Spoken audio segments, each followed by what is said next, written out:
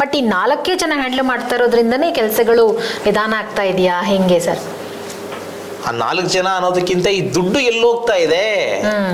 4 ಜನ ಆಗ್ತಾರೆ, ಅವರು ಬ್ಯಾಕ್ ಎಂಡ್ ಟೀಮಲ್ಲಿ ಕೆಲಸ ಮಾಡ್ತಾ ಇದೀವಿ, ನಮ್ಮ ಪುಣೆ ದೊಡ್ಡ ಕಂಪ್ನಿ ಇದೆ, 1000 ಜನ ಎಂಪ್ಲಾಯ್ ಇದ್ದಾರೆ ಅಂತ ಅವ್ರು ಹೇಳ್ಕೋತಾರೆ. ಈ ದುಡ್ಡಿಗೆ ಯಾವ್ದು ಲೆಕ್ಕ ಇದೆ? ಬೆಂಗಳೂರು ಜನರು ಅಷ್ಟು ಮೂರ್ಖರ? ಈ ದುಡ್ಡಿಗೆ 2021 ಈ ದುಡ್ಡು ಇಲ್ಲದೆ ಇರೋದು.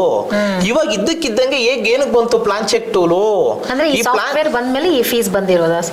ಸಾಫ್ಟ್ವೇರ್ ಬಂದಾಗ್ಲೂ ಕೂಡ ಪ್ಲಾನ್ ಚೆಕ್ ಟೂಲ್ ದುಡ್ಡಿರ್ಲಿಲ್ಲ. ಇವರು ಪ್ಲಾನ್ ಚೆಕ್ ಟೂಲ್ಗೆ ಸಪ್ಲೈ ಮಾಡೋದಕ್ಕೆ ವರ್ಷಕ್ಕಿಷ್ಟು ಅಂತ ನಮ್ಮ BBMP ಪೇ ಮಾಡ್ತಾ ಇದೆ, ಮೇಂಟೆನೆನ್ಸ್ ಪ್ಲಸ್ ಇದಕ್ಕೆ ಅಂತ. ಇದಕ್ಕೆ ಯಾವುದೇ ಅಫಿಷಿಯಲ್ ಆರ್ಡರ್ ನಮ್ಮ ಹತ್ರ ಇಲ್ಲ. ನಾನೊಬ್ಬ ಆರ್ಕಿಟೆಕ್ಟು, ನನ್ನ ಹತ್ರ ದಾಖಲಾತಿ ಇಲ್ಲ.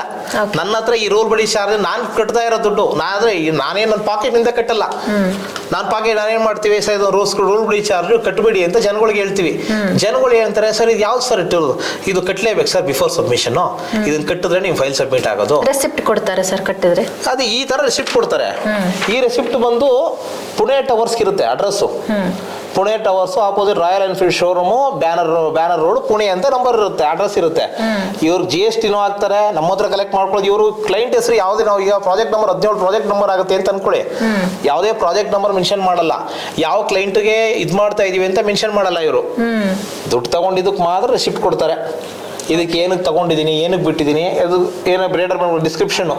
ಅಥಾರಿಟಿ ಯಾರಿಗೆ? ಗ್ರೇಟರ್ ಬೆಂಗಳೂರು ಅಥಾರಿಟಿಗೆ ಹಾಕಿರೋದು. ಅಂದ್ರೆ ಅಥಾರಿಟಿ ಇವ್ರಿಗೆ ಏನು ದುಡ್ಡು ಕೊಡ್ತಾ ಇಲ್ವೋ, ಜನಸಾಮಾನ್ಯರ ಹತ್ರ, ಅಂದ್ರೆ ಆರ್ಕಿಟೆಕ್ಟ್, ನಾನೊಬ್ಬ ಆರ್ಕಿಟೆಕ್ಟು, ನನ್ನ ಹತ್ರ ಏನಕ್ಕೆ ತಗೋತಾ ಇದ್ದಾರೆ? ನಾನೊಬ್ಬ ರನ್ ಮಾಡಬೇಕು ಅಂದರೆ BBMP ಇಂದ 5 ಇಯರ್ಸ್ಗೆ ಒಂದ್ಸಲ ರಿನ್ಯೂವಲ್ ಮಾಡಬೇಕಾಗುತ್ತೆ ಲೈಸೆನ್ಸ್ ರಿನ್ಯೂವಲ್ಗೆ ನಾವು ಪೇಮೆಂಟ್ ಮಾಡಿ 20,000 ರಿನ್ಯೂವಲ್ ಚಾರ್ಜ್ ಇರುತ್ತೆ. ಲೈಸೆನ್ಸ್ ರಿನ್ಯೂವಲ್ ಮಾಡ್ತೀವಿ. ನಾವೊಬ್ಬ ರಿಜಿಸ್ಟರ್ಡ್ ಆರ್ಕಿಟೆಕ್ಟ್.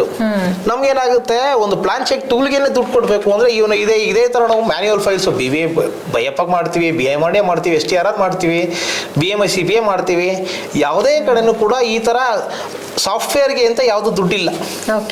ಇಲ್ಲಿ ನಮ್ಗೆ ಏನ್ ಮಾಡ್ತಾ ಇದ್ದಾರೆ, ತಗೋತಾ ಇದ್ದಾರೆ. ಇದಕ್ಕೆ ನನ್ನ ಹೆಸರಲ್ಲೇ ಈಗ ನಾನು ಕಟ್ತಾ ಇರೋದು ನನ್ನ ಅಕೌಂಟಿಂದ ನಾನು ಕಟ್ತೀನಿ, ಇಲ್ಲ ಕ್ಲೈಂಟ್ ಹತ್ರ ಕಟ್ಟಿಸ್ತೀನಿ. ಇವ್ರು ಅಥಾರಿಟಿ ಏನ್ ಕೊಡೋದು, ಗ್ರೇಟರ್ ಬೆಂಗಳೂರು ಅಥಾರಿಟಿಗೆ ಇವ್ರು ಬಿಲ್ ಮಾಡ್ತಾ ಇರೋದು. ಗ್ರೇಟರ್ ಬೆಂಗಳೂರು ಅಥಾರಿಟಿ ಅಂದ್ರೆ ಇಷ್ಟು ದುಡ್ಡು ಹೋಗ್ತಾ ಇದೆಯಲ್ಲ, ಇದು ಯಾವ ತರ? ಇದು 22ರವರೆಗೂ ಇರ್ಲಿಲ್ಲ. ನಮ್ಗೆ ಸಾಮಾನ್ಯವಾಗಿ ಏನಾಗ್ತಾ ಇದೆ, ಏನೋ ಮಾಡ್ಕೊಂಡು ಹೋಗ್ತಾ ಇದೆ, ನಡೀತಾ ಇರುತ್ತೆ ಅಂತ ಸುಮ್ಮನಾಗಿರ್ತೀವಿ. 22ರವರೆಗೂ ಇದು ಯಾವುದು ಇರಲಿಲ್ಲ. 22ರಿಂದ ಈಚೆಗೆ ಇಮಿಡಿಯೇಟ್ ಏನಕ್ಕೆ ಬಂತು ಇದು? ಇದೇ ಸಾಫ್ಟ್ವೇರು, BPAM ಸಾಫ್ಟ್ವೇರು, ಮತ್ತು ಇದನ್ನ ಮೊದಲಿಂದ ಮೇಂಟೈನ್ ಮಾಡ್ತಾರೆ. 2017ರಿಂದ ಇವರೇ ಮೇಂಟೈನ್ ಮಾಡ್ತಾ ಇದ್ದಾರೆ. ಅವತ್ತು ಕೂಡ ಇದೇ ಪ್ಲಾನ್ ಚೆಕ್ ಟೂಲ್ ಮುಖಾಂತರನೇ ಆನ್ಲೈನ್ ಡ್ರಾಯಿಂಗ್ ಫೈನಲ್ ಆಗ್ತಿತ್ತು, PDF ಆಗ್ತಿತ್ತು, ನಾವು ಸಬ್ಮಿಟ್ ಮಾಡ್ತಿದ್ದೋ.